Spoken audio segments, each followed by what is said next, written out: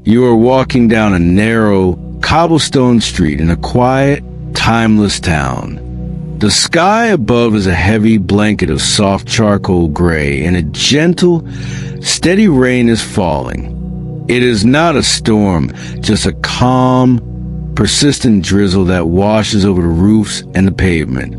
You can hear the rhythmic tapping of the raindrops against the fabric of your umbrella. Tap, tap, tap. A sound that feels personal and enclosing, creating a small private world beneath the canopy of the umbrella. The air is cool and smells of wet stone and damp earth. You pull your coat collar up slightly, feeling the warmth of the wool against your neck. You're not in a hurry. There is nowhere you need to be, no schedule to keep. You are simply walking through the gray afternoon, listening to the rain. Ahead of you, nestled between a bakery and a closed bookshop, is a small storefront with a bay window. The glass is beaded with rain, blurring the warm, golden light glowing from within. A hand-painted wooden sign hangs above the door, swinging ever so slightly in the breeze. It reads, "The Timekeeper." You reach out and grasp the brass handle of the door. It is cold and solid in your hand. You push the door open, and a small bell above your head chimes, dingling, a bright, cheerful sound that fades quickly into the silence of the shop.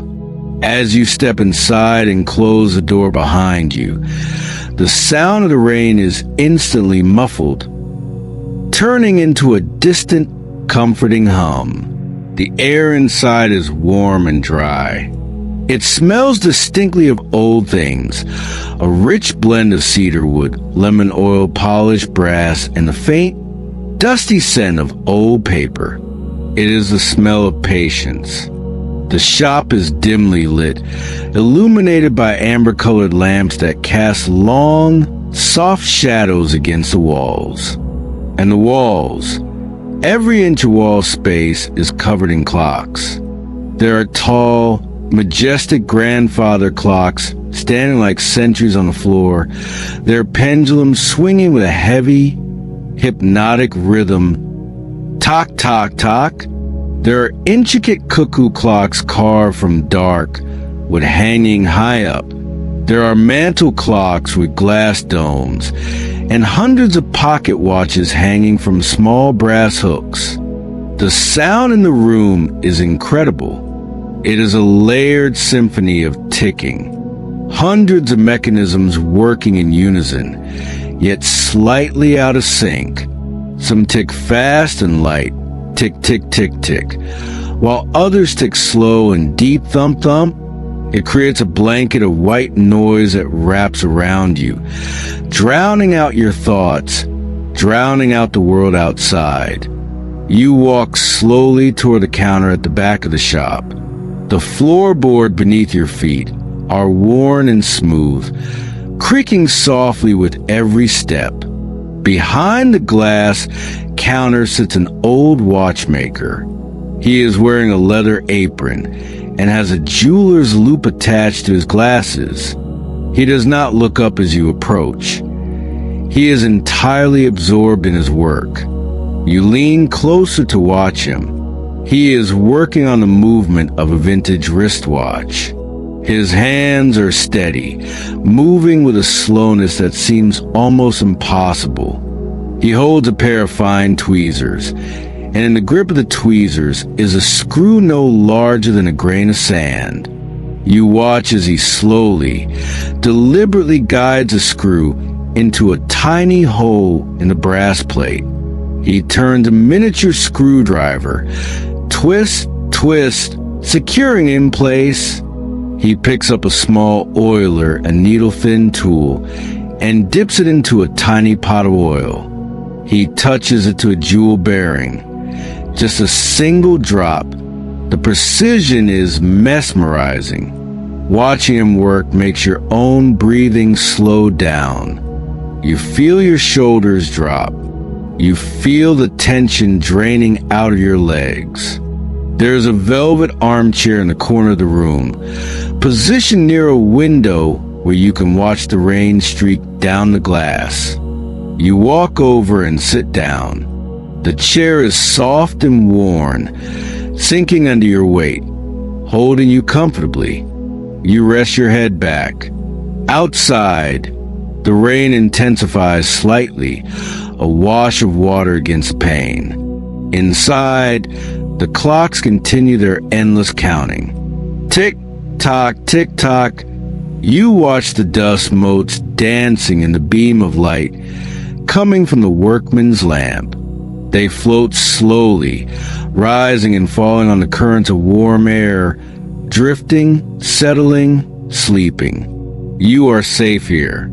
You are warm here. Time is all around you, but for you, time has stopped. You sink deeper into the velvet armchair, feeling the worn fabric molding to your shape, supporting your back, supporting your arms. The room seems to be getting slightly darker as the afternoon rain clouds thicken outside, but inside, the amber light from the lamps feels even warmer, glowing like honey against the dark wood paneling. Your eyes drift from the window to a massive grandfather clock standing in the corner, just a few feet away from you. It is a towering structure made of dark, polished walnut wood.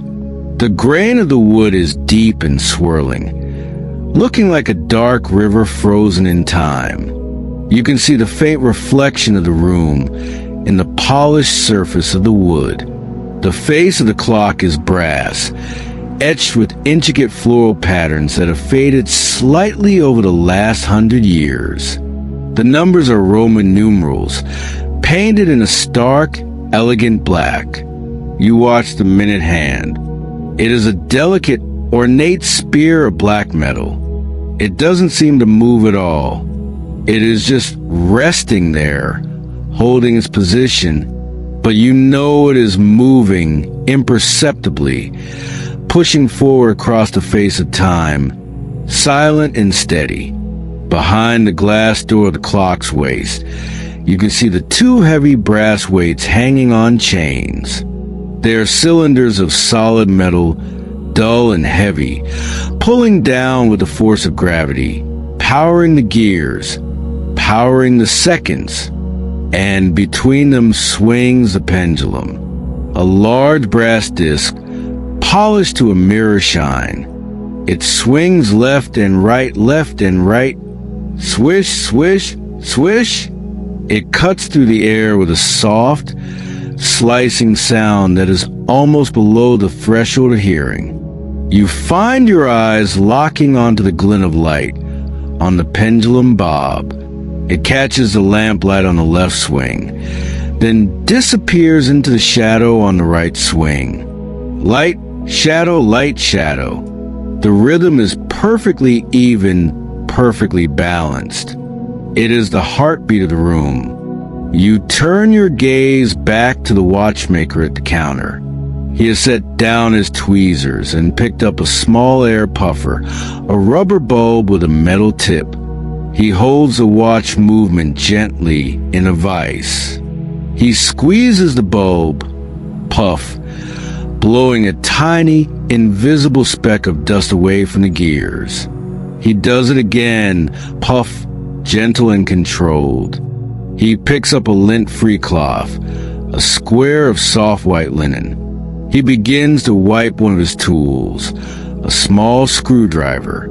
He wipes the handle, turning it slowly in his fingers, round and round, cleaning away the oil, cleaning away the day. He is in no rush. The watch will be finished when it is finished. Outside the window, a car drives slowly past on the wet street.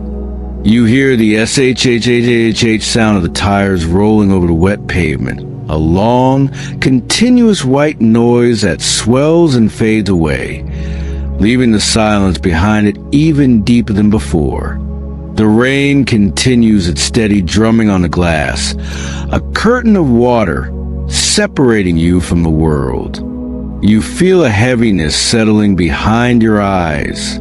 It is a pleasant weight, like a warm towel placed over your forehead. The ticking of the clocks is no longer individual sounds.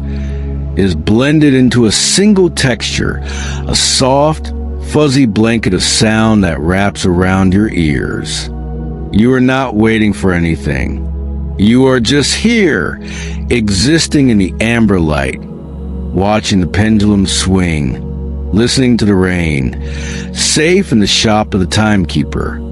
You shift your weight slightly in the velvet chair, sinking down another inch into the deep, soft cushion. Your gaze drifts away from the grandfather clock and travels slowly across the room to a low wooden shelf lined with mantel clocks. These are smaller, delicate machines, sitting side by side in a row of silent dignity. Some are made of black marble, cool and heavy, with gold engravings etched into the stone. Others are made of warm cherry wood, glowing reddish-brown in the lamplight. You focus on one clock in particular, a brass anniversary clock sitting under a tall glass dome. It looks fragile and pristine, protected from the dust, protected from the air. Inside the glass dome, the mechanism is exposed. You can see the bright brass gears, the tiny teeth interlocking perfectly. But what catches your eye is the pendulum. It is not swinging back and forth like the grandfather clock. Instead, it is a torsion pendulum, for small golden spheres suspended on a thin wire. It rotates slowly to the left, spinning, until it gently slows to a stop. It pauses for a heartbeat, suspended in stillness, and then begins to rotate back to the right. Spin, pause, return. The motion is so smooth, so frictionless, it looks like it is floating in water. You watch the light, catching the curve of the golden spheres as they turn. Glint, glint. It is a motion that is designed to last for a year on a single winding. It is a motion of infinite patience. Watching it rotate back and forth makes your eyelids feel heavy, as if the gravity in the room has increased just a little bit. From somewhere deep in the back of the shop, a larger clock prepares to chime the quarter hour. You hear a soft mechanical whirring sound first, the sound of gears engaging, a throat clearing before the song. And then the sound comes, bong. It is a deep, mellow note, resonating to the wood of the clock case, vibrating through the air. It is not loud. It is soft and rounded, like a drop of water falling into a deep pool. Bong. The sound hangs in the air for a long time, slowly fading away, decaying into silence. The watchmaker behind the counter does not look up. He is used to the sound. It is just the heartbeat of his world. He reaches out with one hand and picks up a ceramic mug that is sitting on the bench beside him. You see a wisp of white steam rising from the mug, curling up into the light, twisting and disappearing. He takes a slow sip of tea. You can almost imagine the warmth of the tea, the taste of chamomile or Earl Grey. He sets the mug back down. Clink. A soft ceramic sound against a wooden bench. Outside, the gray daylight is beginning to fade into the deeper blue of early evening. The shadows in the corners of the shop are growing longer, stretching out, covering the floor in a soft darkness. The amber lamps seem to burn a little brighter now in contrast to the dimming window. The shop feels even more enclosed, more private. A small, warm cave of time in the middle of a rainy world. You let your head rest against the wingback of the chair. Your hands are resting loosely in your lap. You are doing nothing. You are achieving nothing. And it is the most perfect feeling in the world. Just sitting, just watching the gold sphere spin, just listening to the rain. The twilight outside has deepened now, turning the window into a dark, reflective surface where the rain streaks look like silver scratches against the night. Inside the shop, the atmosphere has become even more intimate, the corners of the room retreating into soft, comfortable shadows. Your attention shifts from the spinning anniversary clock to a large, wooden cabinet standing against the far wall. It is an old apothecary-style chest made of dark oak, with dozens of small, square drawers arranged in perfect rows. Each drawer has a tiny brass label holder with a yellowed piece of paper inside, written in faded cursive script. Springs, pinions, escapements, hands. The watchmaker swivels his stool slightly. The leather of the seat creaks, a low, dry sound. Eric, he reaches out and grasps the brass handle of one of the small drawers. He pulls it open. Shucklack. The sound which sliding against wood is satisfying and solid. He looks down into the drawer. From where you are sitting, you can see the contents glinting under the lamplight. The drawer is filled with tiny brass wheels, hundreds of them, piled together like a treasure hoard of golden coin for a fairy. He runs his finger through the pile of gears. Chink, chink, chink. The sound is metallic but soft, like falling rain made of metal. He is searching for something specific, but he is in no hurry to find it. He enjoys the search. He enjoys the feel of the brass against his fingertips. He selects a single wheel, holding it up to the light. It is perfectly round, with tiny teeth cut into the edge. He inspects it for a moment, nods to himself, and places it on the velvet pad on his workbench. He pushes the drawer closed. Thump. The sound is final and secure. The parts are safe. The order is maintained. You look at the wall next to the cabinet, where a collection of antique pocket watches hangs from a series of small hooks. There are silver ones, tarnished to a soft gray. There are gold ones, polished and bright. There are gunmetal ones, dark and matte. They hang in silence, their lids closed, their faces hidden. You imagine the springs inside them coiled tight, holding energy, holding time. You imagine the tiny heartbeats inside the metal shells. Tick, tick, tick, tick. You can almost hear them whispering to each other, a secret language of mechanics and gears. The rain outside changes its rhythm. It is no longer a drizzle but a steady, soaking downpour. You can hear it drumming on the metal roof above the shop, a deep, resonant thrumming sound that vibrates through the ceiling beams.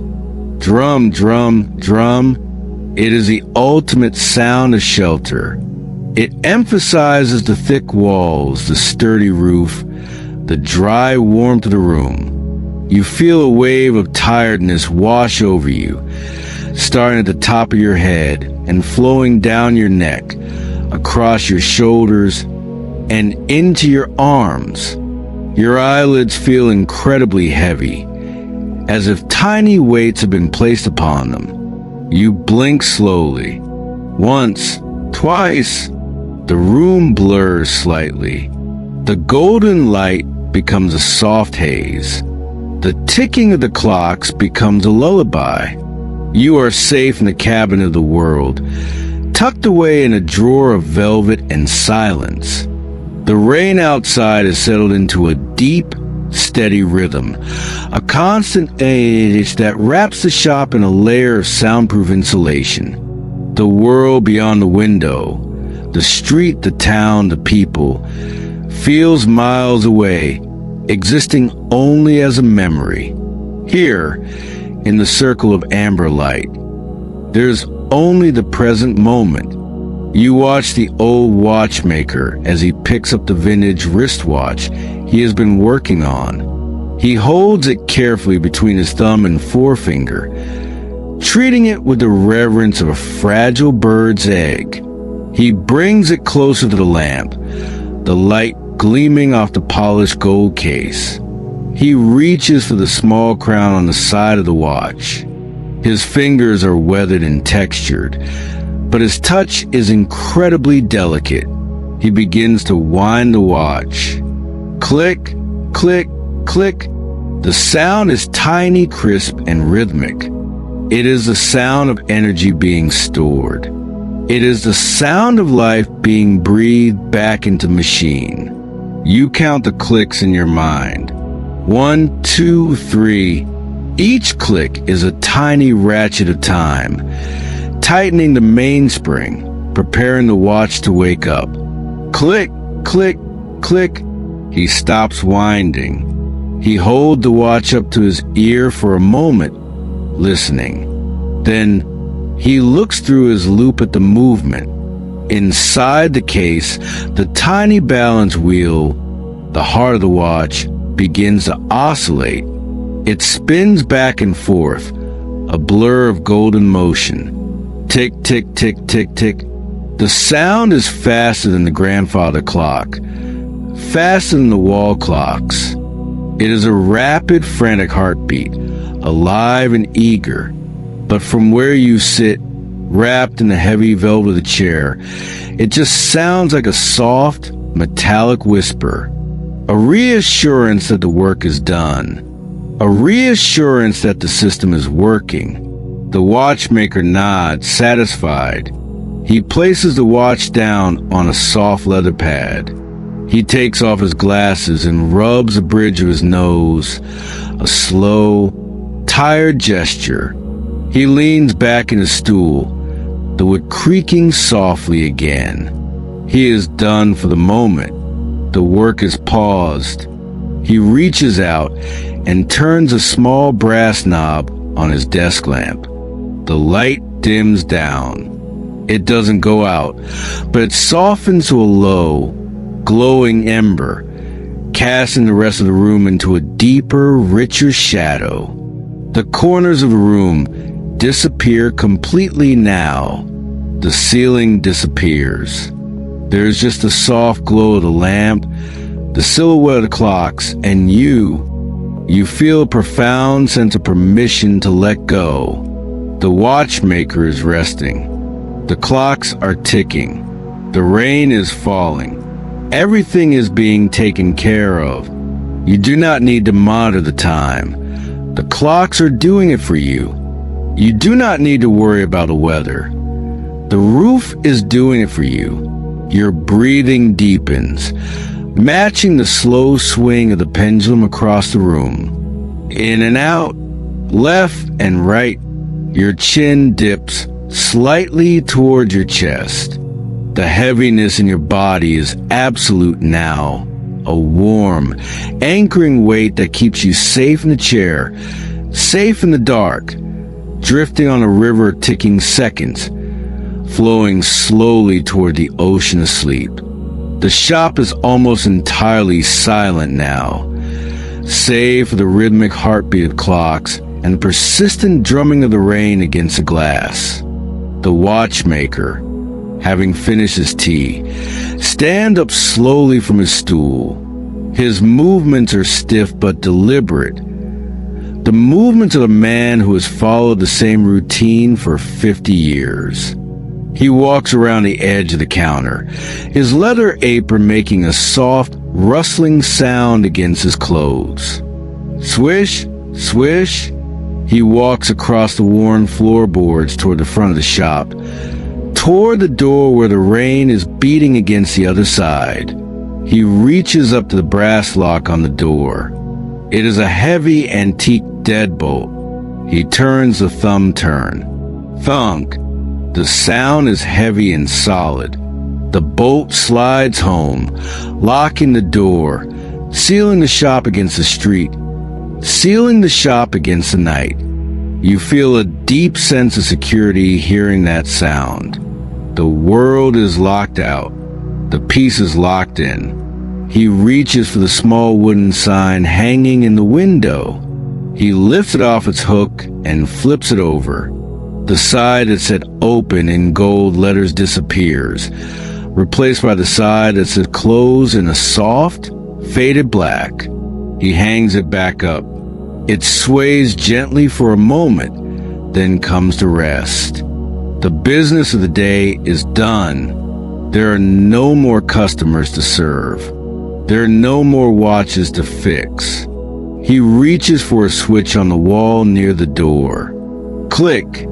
The overhead amber lamps go out, one by one. The front of the shop plunges into darkness, illuminated only by the faint, watery streetlights outside filtering through the rain. The only light remaining comes from the back of the shop, a soft, warm glow from the workbench lamp, casting long, gentle shadows that stretch across the floor like sleepy fingers. The watchmaker begins his final patrol. He walks slowly down the row of grandfather clocks. He stops at one, opens a glass face, and adjusts a minute hand by a fraction of a millimeter. He is not correcting time. He is comforting it. He closes the glass face. Click. He walks past your chair. He does not disturb you. He moves with the quiet presence of a ghost or a guardian. You feel the faint breeze of his passing, carrying the scent of cedar and oil. He is checking the perimeter, ensuring that every gear is turning, every spring is wound, every pendulum is swinging. You watch him move into the shadows at the back of the room. He takes off his leather apron and hangs it on a hook. It settles against the wall with a soft sigh of fabric. He is shedding the identity of the worker. He is just a man now, ready for rest. The darkness in the room feels physical, like a soft blanket that has been pulled up to your chin. The shining faces of the clocks are like dim moons in the night sky of the shop. The ticking seems to slow down even more, syncing with the beating of your own heart. Tick-tock, tick-tock. You feel yourself drifting. The boundary between the chair and your body is dissolving. The boundary between waking and sleeping is dissolving. You are floating in the dark, held up by the sound of time, carried along by the river of seconds, moving deeper and deeper into the quiet night. The watchmaker, having hung up his apron, turns toward a narrow, spiraling wooden staircase at the very back of the shop. You watch him through half-closed eyes as he ascends, his hands sliding along the polished banister. Creak, step, creak, step. The sounds are slow and rhythmic, fading as he climbs higher, moving away from the workshop, moving away from the ground floor. He reaches the top of the stairs and opens a door, a rectangle of warm, yellow light spills out for a brief moment, illuminating the dust motes swirling in the upper rafters. Then he steps through, and the door closes with a soft, final click. Now, you are truly alone in the shop. The silence that follows is not empty. It is full and heavy. It is a silence constructed of 1,000 tiny sounds. The shop is no longer a place of business. It has transformed into a sanctuary of mechanisms. You're the only living soul in a room filled with heartbeats of brass and steel. Outside, the street lamp flickers on, casting a pale, watery blue light to the rain-streaked window. The light stretches across the floorboards, elongated and distorted by the glass, reaching towards your feet but never quite touching them. It illuminates a pendulum of the nearest grandfather clock, a ghostly glint of metal swinging in the gloom. Swish, swish, in the dark. Your hearing becomes sharper, more attuned to the subtle textures of the sound. You can hear the heavier, deeper ticks of the large wall clocks. Tock, tock, resonating in the wood of the walls.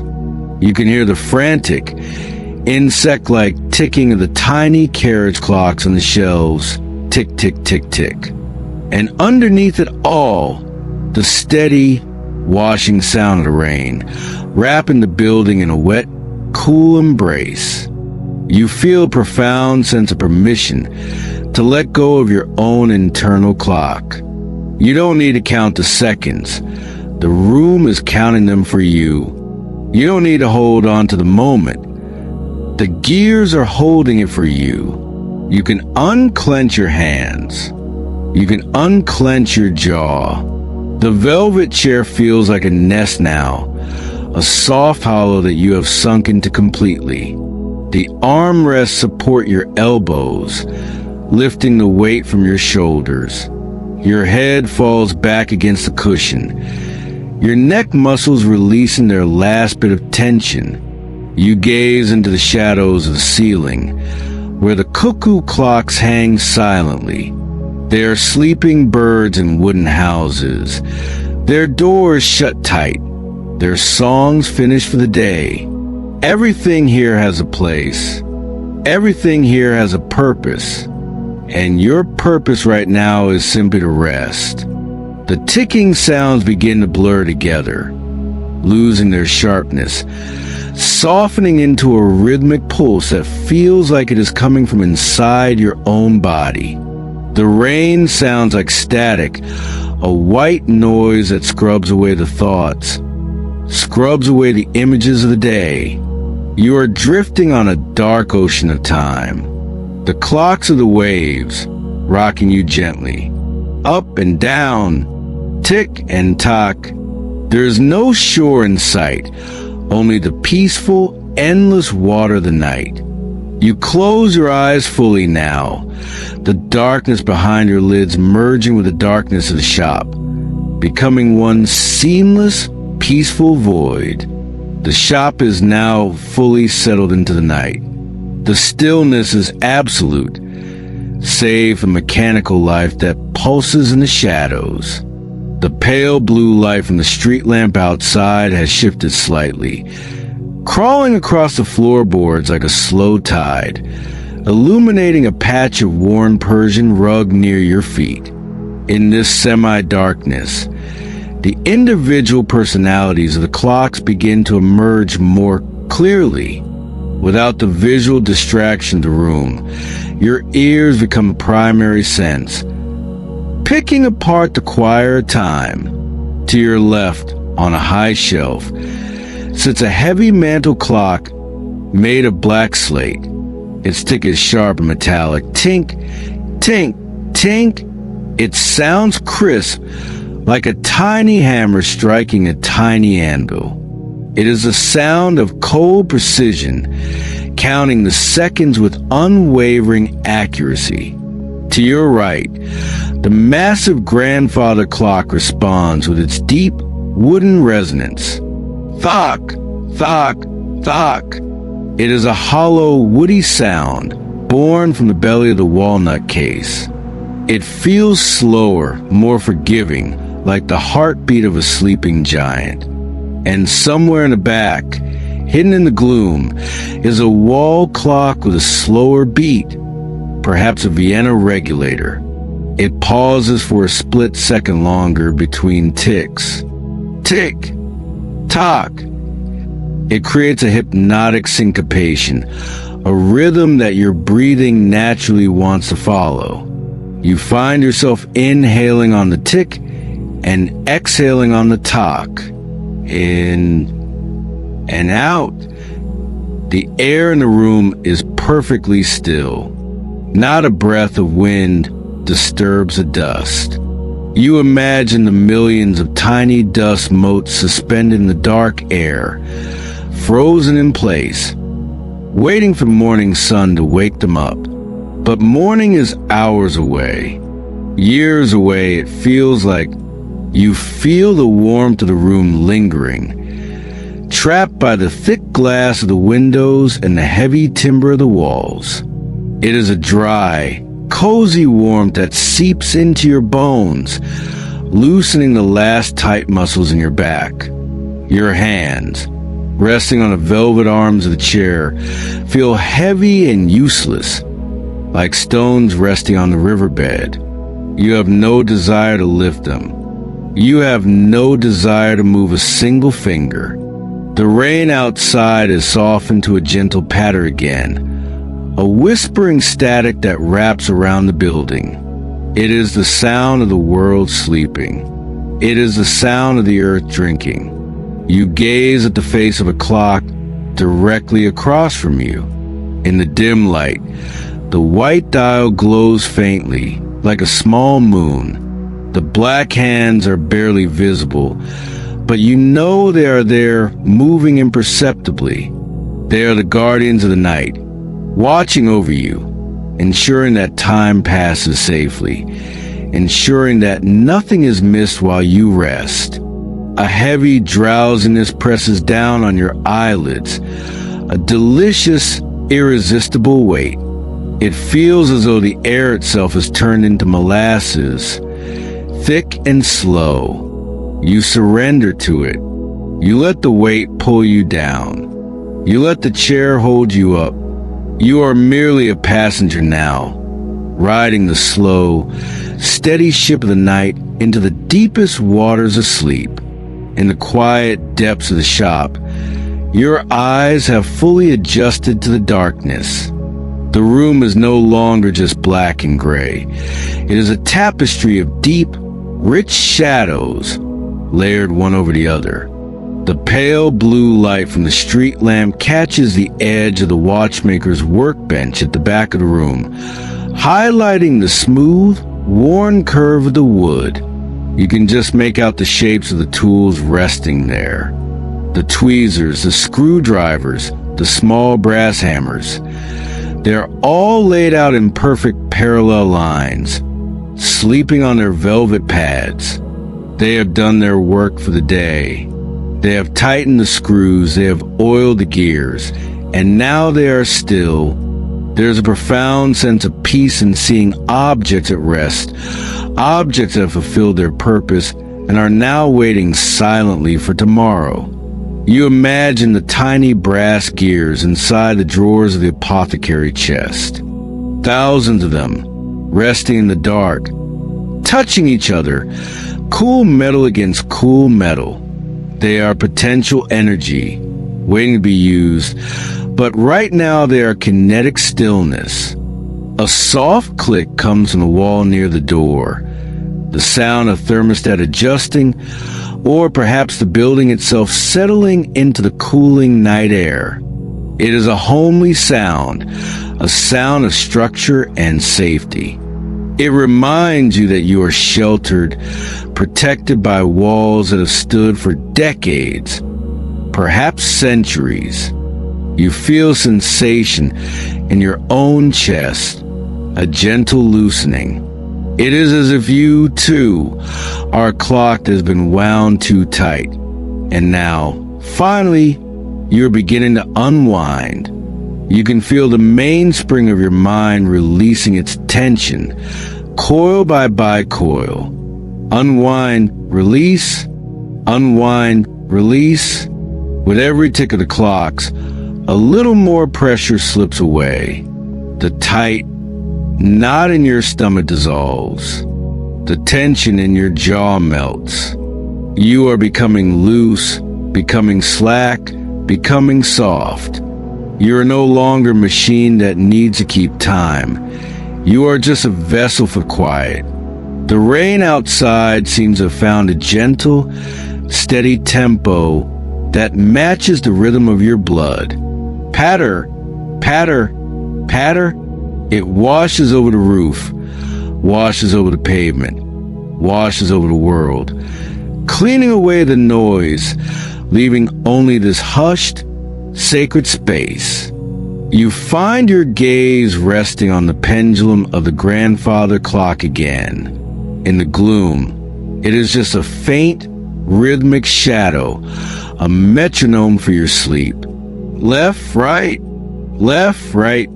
It hypnotizes you, pulling your consciousness down into the dark, wooden belly of the clock, where everything is slow, where everything is measured, where everything is peaceful.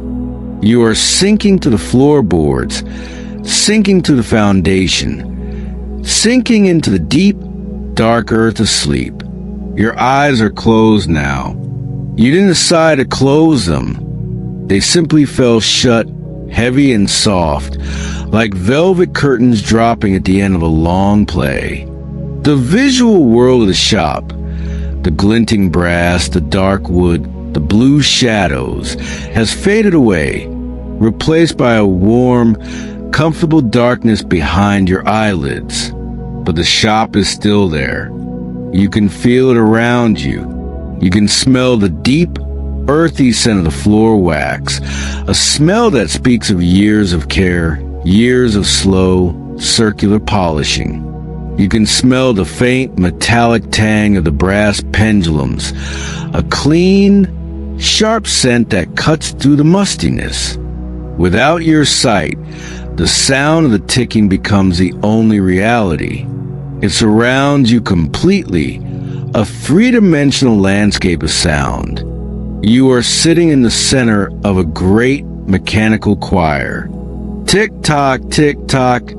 You can pick out the tiny, fast ticks of the pocket watches hanging on the wall, sounding like light rain on a tin roof. You can hear the steady, mid-range beat of the shelf clocks, sounding like footsteps walking at a leisurely pace. And underneath it all, the deep, slow pulse of the grandfather clock, acting as the anchor, the bass note that holds the entire symphony together. Thrum, thrum, thrum. It feels as though the ticking is no longer happening in the room, but happening inside your own mind. Your thoughts are being replaced by the rhythm. There's no room for worry, no room for planning. There's only the next tick, and the next, and the next. The rain outside continues its gentle assault on the window, but feels distant now, miles away. It is just a texture, a soft gray fuzz that wraps around the sharp edges of the ticking, smoothing them out, making them soft and round. You feel the velvet chair pressing up against your back, solid and real. It holds you in a suspended state, halfway between the waking world and the sleeping world. You feel entirely weightless, as if you are floating in a dark, warm void, tethered to the earth only by the sound of the clocks. A deep, slow breath enters your lungs, holding for a moment, and then releasing it in a long, silent sigh. With the exhale, you feel yourself dropping down another level, sinking deeper into the cushion, sinking deeper into the quiet.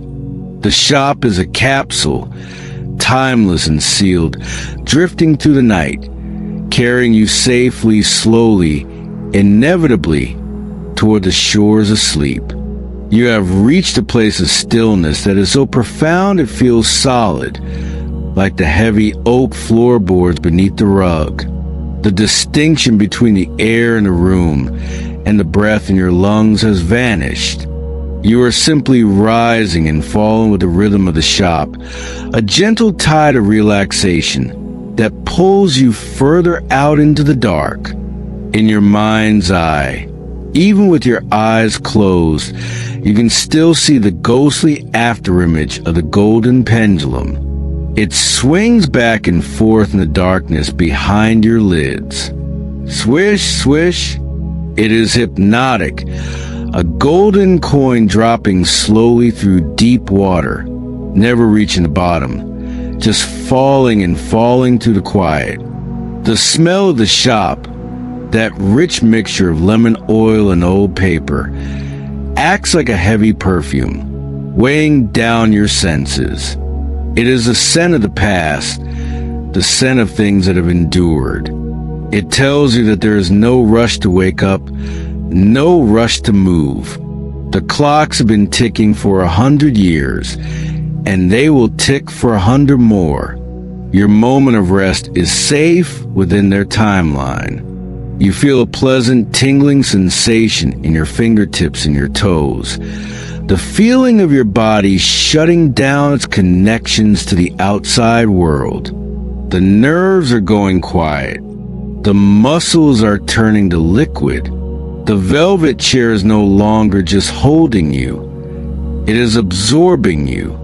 The sound of the rain has merged completely with the sound of the ticking. It is now just one continuous texture sound, a gray, fuzzy blanket that covers everything. S-H-H-H-Tick, S-H-H-H-Tick. It is the most boring, most wonderful sound you have ever heard. It demands nothing from you. It asks no questions. It simply is. Your thoughts have slowed down to match the movement of the grandfather clock. They are no longer racing. They are barely crawling. A thought appears, floats slowly across the dark sky of your mind, and then dissolves into mist before you can even finish it. You are too tired to think. You are too comfortable to care. You are a part of the collection now. You are just another silent object in the room, resting alongside the porcelain dials and the brass gears. You are wound down. You are at rest. The night is long and the shop is warm and the sleep is deep, waiting for you to surrender the last tiny thread of consciousness, waiting to catch you as you fall. You are now floating in the center of a vast, velvet darkness. The physical boundaries of the watchmaker's shop have dissolved completely. You can no longer feel the arms of the chair beneath your elbows or the floor beneath your feet. There is only a sensation of weightless suspension, as if you are drifting in deep, warm water, held up by the density of the silence itself. The sounds of the room have retreated to a great distance. The ticking of the thousands of clocks has merged into a single, soft, rhythmic hum, a vibration that you feel more than you hear. It is a steady, comforting pulse, like the engine of a massive ship carrying you across a dark ocean. Thrum, thrum, thrum. The rain, which was once drumming against the window, is now just a faint, static whisper at the very edge of your awareness. It is a white noise that wraps around your mind, smoothing out the edges of your thoughts, blurring the lines of your consciousness. You feel profound disconnection from your own body. Your hands feel miles away from your head.